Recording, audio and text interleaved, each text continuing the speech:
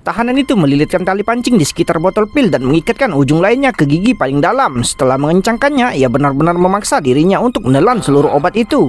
Kemudian ia mengeluarkan korek api dan memasukkan batu api ke dalam celah antara kuku-kukunya. Setelah melakukan semua ini, pria itu mengikat pergelangan tangannya dengan tali sepatu dan kemudian perlahan-lahan meletakkan jarinya di tepi meja. Lalu seluruh ibu jarinya terkilir. Untuk dapat keluar dari penjara ini, ia harus menahan rasa sakit yang sangat luar biasa. Tak lama kemudian, sipir penjara membawanya ke tempat eksekusi tepat waktu. Saat dihadapkan dengan pemeriksaan ketat oleh anjing polisi, pria itu hanya mengeluarkan teriakan untuk menakuti anjing tersebut. Lalu ia dioperasi oleh dokter. Baru saja obat itu disuntikan ke dalam tubuh, pria itu memanfaatkan kesempatan itu, mengaitkan tali pancing, mencabut obatnya, lalu menggigit kaca hingga pecah dan menelannya agar obat bius dokter tidak bekerja. Dokter yang tidak menyadari hal itu terus menyuntikkan obat, sementara pria itu mencoba melepaskan diri dengan ibu jarinya yang terkilir. Setelah bangun, ia segera menyalakan tabung etanol. Pria itu kemudian memanfaatkan kekacauan itu untuk melarikan diri dari ruang operasi.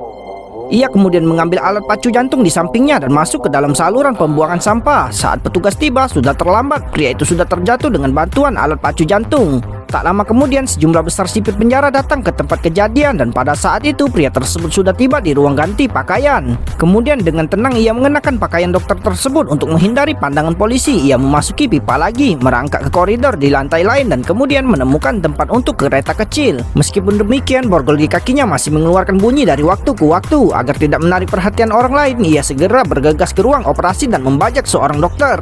Setelah bebas, ia langsung pergi ke ruang distribusi dan menyemprotkan propana dalam jumlah besar ke lantai. Hanya dengan cara ini ia dapat menciptakan kekacauan di rumah sakit. Lalu ia melarikan diri saat tak ada seorang pun yang memperhatikan. Namun tepat setelah ia berhasil menyemprotkan propana, polisi tiba-tiba menemukannya. Keduanya saling berhadapan, suasana menjadi sangat hening. Pria yang tak berdaya itu harus berpura-pura menyerah untuk melawan. Melihat sipir penjara berjalan ke arahnya sambil menodongkan senjata, sebuah ide berani tiba-tiba muncul di benak pria itu. Lalu saat polisi tidak memperhatikan, ia bergegas masuk ke ruang distribusi, lalu menjulurkan kepalanya dan mengangkat tangannya berpura-pura menyerah.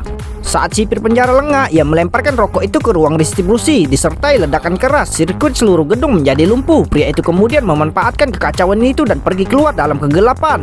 Melihat masih banyaknya polisi khusus di luar, pria itu terpaksa kembali ke sel dan memanfaatkan kesempatan itu untuk menyandra sipir penjara.